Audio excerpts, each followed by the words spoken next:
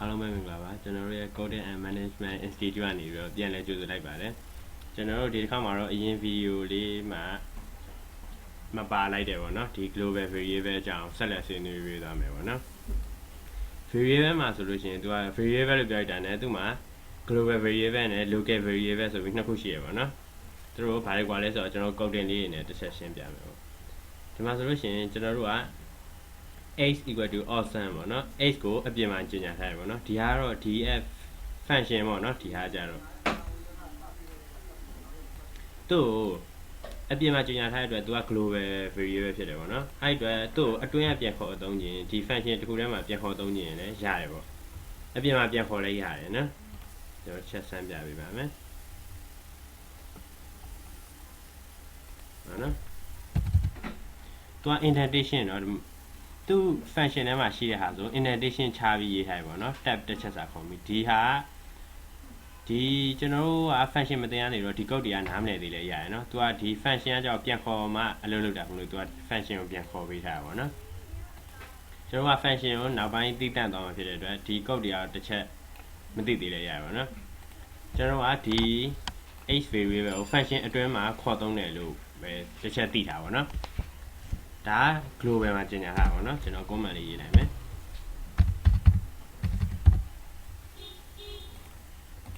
ကျွန်တော်အဲ့ဒါကိုပြန်ခေါ်သုံးဖို့ကြိုးစားကြည့်မယ်နော်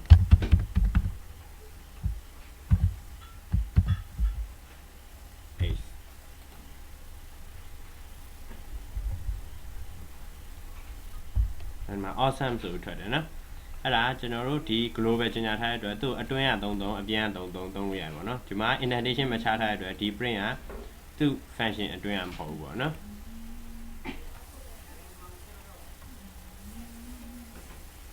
ကျွန်တော်ခုနကစမ်းပြထားတဲ့အတိုင်းပဲစမ်းပြ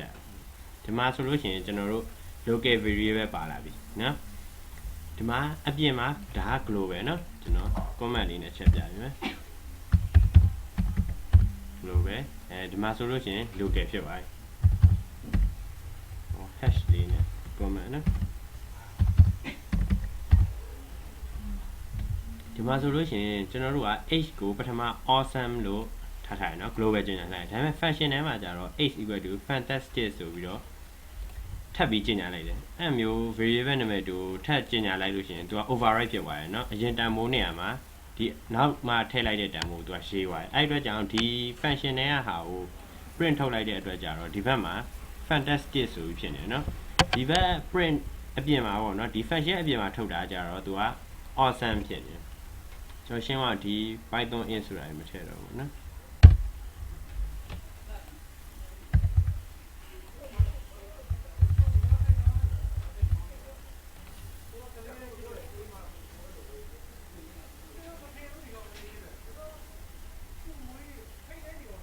ဒီမှာပေါ့နော်ဒါဆိုရင်ဒါ function နဲ့ print ထုတ်ထားတာ fantastic ဒီအောက်က print ထုတ်ထားတာကြတော့ဒီမှာ awesome ပေါ့နော်သူကကြတော့ local variable ဖြစ်တဲ့အတွက်ကြောင့်အပြင်မှာပြန်ခေါ်သုံးလို့မရဘူးပေါ့နော်အဲ့တော့ override လည်းပြန်ဖြစ်တဲ့အတွက်ဒီ global ကျင်ညာထားတဲ့အတိုင်းပဲဒီအောက်မှာအဖြစ်ပြန်ထွက်တယ်ပေါ့နော်အဲ့ဆိုကျွန်တော်တွေကဒီ local မှာကျင်ညာထားတဲ့ကောင်ကို global မှာဘယ်လိုပြန်ခေါ်သုံးမလဲအဲ့လိုဆိုရင်တော့လွယ်ပါတယ်ကျွန်တော်တို့ဒီစာလုံးက global ဖြစ်တယ်ဆိုတော့ဒီကျင်ညာပေးလိုက်မယ်ပေါ့နော်ဒီမှာဆိုလို့ရှိရင် h equal to fantastic ကိုကျွန်တော်တို့က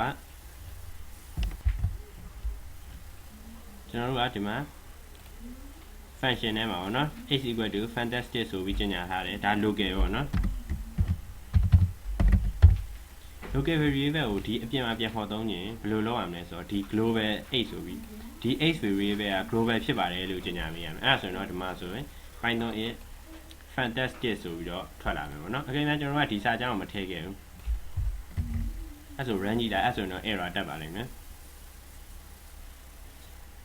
ဒါ error တက်တယ်နော်သူ it is not defined အဲ့ဆိုပြီးသတ်မှတ်ထားမရှိပါဘူးဆိုပြီးတော့သူက local မှာရေးထားမှာလို့အဲ့ local ဟာကိုအပြင်မှာပြန်ခေါ်သုံးခြင်း global ဆိုပြီးကျင်ညာပေးရတယ်ပေါ့နော်အဲ့ဆိုတော့ပြန်ခေါ်သုံးလို့ရပါတယ်ဒီမှာပေါ့နော်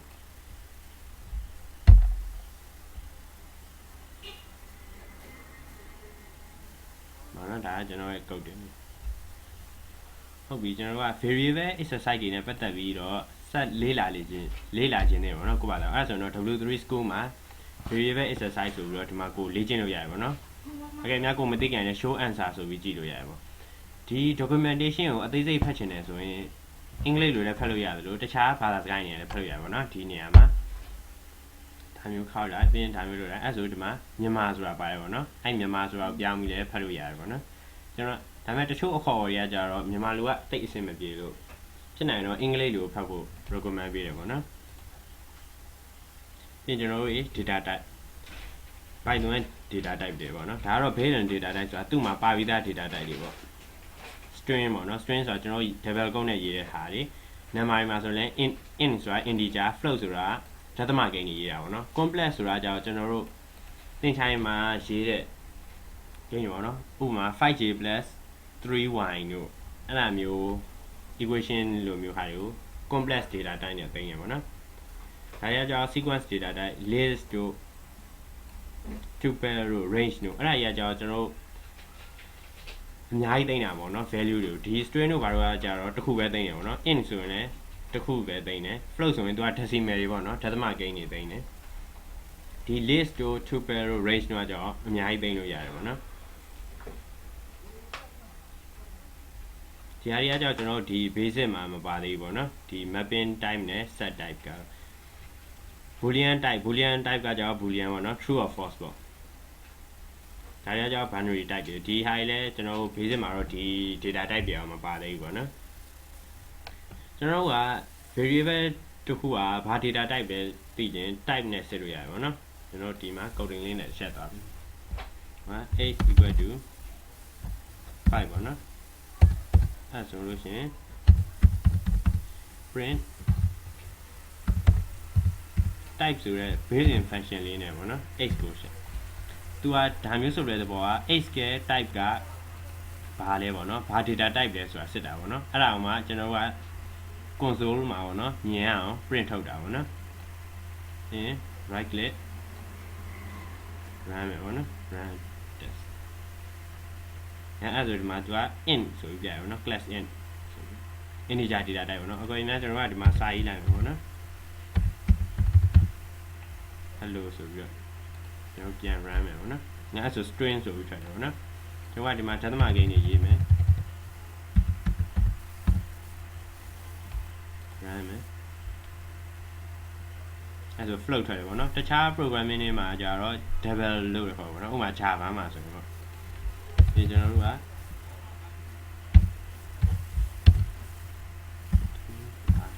အဲ့မျိုးရေးမယ်ပေါ့နော်။ဒါဆိုရင်ရောအဲ့ဒါတက်တယ်ပေါ့နော်တကယ်တမ်းသူကဟိုဟာလို့ထင်ပါလို့ပေါ့ကျွန်တော်တို့ရေးတာဟိုဟာ string သူက complex data type ကကြောင့်ဒါမျိုးပုံမှန်အတိုင်းရေးလို့တိတ်အဆင်မပြေဘူးပေါ့နော်ကျွန်တော်ဒါလေးကိုချက်စမ်းကြည့်လိုက်နော်နောက်ဒီမှာ complex တက်ပြီလေပေါ့နော်သူက complex ကမသိကိန်းကတစ်ခုမှလည်းပါလို့ရတယ်ပေါ့နော်ဒီအနောက်ဘက်မှာထည့်ကြသူက double string လို့ထင်သွားပြီးတော့ double quote မှာပါတော့သူက error ပြရပေါ့နော်မသိကိန်းဒီ equation တစ်ခုမှာမသိကိန်းတစ်ခုပါတာ complex အဲ့မျိုးရေးရပေါ့နော် data type မှာ complex data type မှာကြာကျွန်တော်နောက်ထပ် boolean ပေါ့နော် true or false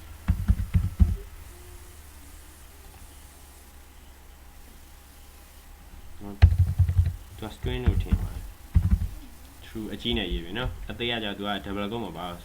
string ကို double quote မှာပါရင် error တက်တယ်ပေါ့ဟောဒီမှာဆိုရင် boolean ပေါ့နော်အကြီးနဲ့ရေးပြရတယ်ပေါ့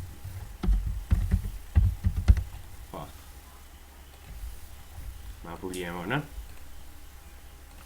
အဲဆိုဒါတွေက data type တွေပေါ့နော် Python ရဲ့မှာဆိုရင်ကြည့်လို့ရတယ်ပေါ့နော်အသေးစိတ် string ဆိုရင် double quote နဲ့ဒါမျိုးသွားတယ်ဒါ integer float ဒီမှာဆိုရင်မသိကိန်းတစ်ခုနဲ့ complex အဲဒီမှာဒါဆိုရင် list ပေါ့နော်ကျွန်တော်တို့နောက်ပိုင်းအသေးစိတ်လာမယ်ပေါ့နော် list ကတော့ဒါမျိုးသိနေ tuple ကကြတော့ဒါမျိုးသိနေပေါ့နော်သူတို့နှစ်ခုမှာလည်းကွာခြားချက်တွေရှိတယ်ပေါ့နော်ဒါကတော့ range ပေါ့range ကဒါမျိုးရေးထားရင်0ကနေပြီးတော့6သူက6အထိဆိုပေမဲ့6မပါဘူးပေါ့နော်0ကနေ5အထိပဲပေါ့အဲ့လိုယူရပါနော်ဒါတွေကကြတော့ကျွန်တော်တို့ dictionary ပေါ့နော် object တခြား program တွေမှာဆိုရင်တော့ object ပေါ့နော်ဒီမှာဆိုရင် boolean true or false အဲ့ဒါတွေသုံးတယ်ပေါ့နော်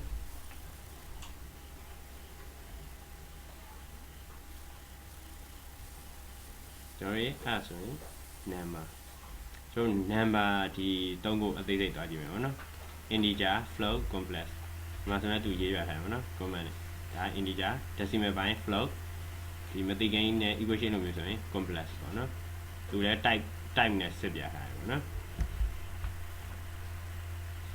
သူကအနှုတ်ဖြစ်ဖြစ်အပေါင်းဖြစ်ဖြစ်ရိုးရိုးကဏ္ဍကိန်းပြည့်ဆိုရင် integer ပဲပေါ့နော်သူကိန်းကဏ္ဍဘယ်လောက်ကြီးပေါ့ဒီမှာဒသမတွေပါလာပြီဆိုရင်တော့ float ထွက်ပါလိမ့်မယ်ဒါမျိုးတွေပါလာပြီဆိုရင်သူကဒါမျိုးတွေပါလာပြီဆိုရင်သူက float ပဲထွက်မှာဗျာဘာလို့လဲဆိုတော့ DE ဆိုတာသူကဟိုတန်းပါအောင်ကိုစားပြရဆိုတော့လေ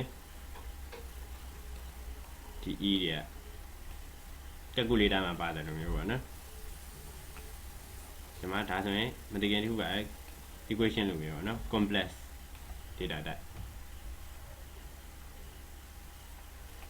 type conversation ပေါ့နော် type တစ်ခုကနေတစ်ခုဘယ်လိုပြောင်းလဲပေါ့နော် number တွေမှာပေါ့ integer ကနေ float ကိုပြောင်းမယ် float ကနေ integer ပြောင်းမယ် complex ကနေဟို int ကိုဘယ်လိုပြောင်းလဲပေါ့နော်ဒီမှာဆိုလို့ရှိရင် x က1ပေါ့နော် integer ကိုသူက a ထဲကိုသိမ်းပါတဲ့ x ကို float အဖြစ်ပြောင်းပြီးတော့ a ထဲကိုသိမ်းပါပေါ့နော်သူကလည်း built-in function ပဲပေါ့နော်ဟို type ကျွန်တော် type စစ်တယ်လို့မျိုး print ထုတ်တယ်လို့မျိုး function တွေလိုပဲသူကကြောင့် integer ကို float ဖြစ်ပြောင်းပြီးတဲ့ function ပေါ့နော် built-in function ပေါ့ Python မှာငဘိုတွေကပါလာပြီးတာပေါ့နော်အဲ့ဆိုရင် a ကို data type ထုတ်ကြည့်လိုက်လို့ရှင်ကျွန်တော်တို့က float ဆိုပြီးထွက်မယ်ပေါ့နော်ဒီမှာဆိုလို့ရှိရင် y က float ဖြစ်မှာအဲ့ဒါကို int ဆိုပြီးသူ့ integer ပြောင်းပြီးတော့ b ကိုသိမ်းလိုက်တယ်အဲ့ဆိုရင်ကျွန်တော်တို့က b ကို print ထုတ်ကြည့်လိုက်လို့ရှင် integer ဖြစ်မယ်ပေါ့နော် type စစ်ပြီးထုတ်ကြည့်လိုက်မယ်ဆိုရင် c ကကြတော့ဒီ integer ကိုပဲ complex ပြောင်းလိုက်တာပေါ့နော်ကျွန်တော်တို့ဒီ code လေးကိုစမ်းကြည့်ကြဒ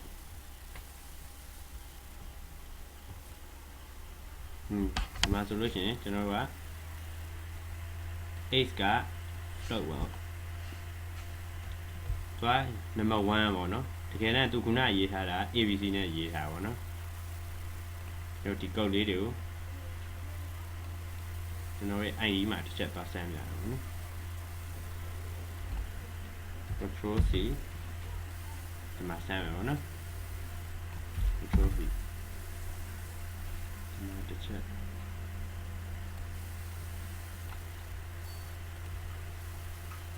ဒီမှာဆိုလို့ရှိရင် x က1เนาะ1ကိုသူ့ကို float ဖြစ်ပြောင်းပြီးတော့ a ထဲကိုထည့်လိုက်တယ်ပြီးရင် a ကို print ထုတ်ပြထားတယ်ပေါ့နော်ပြီးရင်သူ့ရဲ့ data type ကိုပါထုတ်ပြထားတယ်ပေါ့ကျွန်တော်တို့အဲ့ဒါလေးကိုတစ်ချက် run ကြည့်မယ်ဒီမှာဆိုလို့ရှိရင်ငါက x က1ပဲเนาะဒါပေမဲ့သူ့ကို float ပြောင်းလိုက်တော့ဒသမပါလာတယ် 1.0 ဖြစ်သွားတယ်သူ့ရဲ့ data type ကိုထုတ်ကြည့်တော့လေ float ဖြစ်သွားတယ်ပေါ့နော်ဒီမှာဆိုလို့ရှိရင် float 2.8အဲ့ဒါကိုကျွန်တော်က integer ပြောင်းလိုက်တယ်ဒီမှာပေါ့နော်2.8ကို integer ပြောင်းပြီး b ကိုတင်တယ်အဲ့တော့ b ကို print ထုတ်တော့2ဖြစ်သွားတယ်ပေါ့နော်သူကနောက်က decimal ကိုဖြုတ်လိုက်တယ်ပေါ့နော်သူက9ကျော်1မတိုးဘူးပေါ့ပြီးရင် type box ကိုဆင်းလိုက်ရင် integer ဖြစ်သွားတယ်ဒီမှာ complex ကိုပြောင်းတယ်ပေါ့နော် x ကငကိုက1သူ့ကို complex ပြောင်းလိုက်တော့သူ့ကိုများသောအားဖြင့် j နဲ့သုံးတယ်ပေါ့နော်မသိခင်1 + 0j ပေါ့အဲ့ဆိုသူက complex data type ဖြစ်သွားပြီကျွန်တော်အဲ့ဒါမျိုးပြောင်းလို့ရတယ်ပေါ့နော်ဒါကတော့ကျွန်တော်တို့ data number တွေတိုင်းမှာပဲ integer ကနေ float ကိုပြောင်းတယ် float ကနေ integer ပြောင်းတယ် complex ကနေ integer ပြောင်းတယ်ပေါ့နော်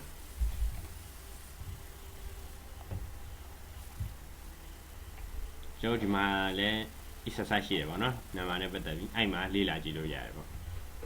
ဟုတ်ကဲ့အဲ့ဆိုတော့ကျွန်တော်တို့ဒီ video လေးမှာကျွန်တော်အရင်တစ်ခါက video အဆက်ဖြစ်တဲ့ global variable အကြောင်းပြောရတယ်ပြီးတော့ data type တွေအကြောင်းပြောရတယ်အဲ့ data type တွေထဲမှာ number နဲ့ပတ်သက်တဲ့ data type 3ခုဖြစ်တဲ့ integer float complex အဲ့တစ်ခုမှာတစ်ခုနဲ့တစ်ခု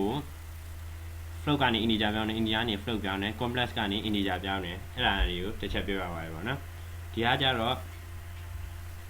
သူတို့ကြတော့ data ဟိုဟာလို့ခေါ်တယ်ပေါ့နော် type conversation လို့ခေါ်ရပါတော့ data တစ်ခုကနေတစ်ခုကိုပြောင်းတာနောက်ထပ်သူနဲ့ဆင်တူတဲ့ Python data casting ဆိုတာရှိရပါတော့အဲ့ဒါတော့ကျွန်တော်နောက် video လေးမှာရှင်းပြပေးသွားမယ်နော်သူကတော့ပုံစံတူတယ်ပေါ့နော်လုံးပုံလုံးကြီးလည်းအကုန်တူတယ်ဒါပေမဲ့သူကကွာခြားချက်တစ်ခုကြောင့်အခေါ်ပေါ်ပြောင်းသွားတာပေါ့နော်အဲ့ဆိုရင်ကျွန်တော်တို့ဒီနေ့တော့ဒီ type conversation မှာပဲတစ်ချက်ရက်နာမယ်ပေါ့နော်အားလုံးပဲအဆင်ပြေကြပါစေ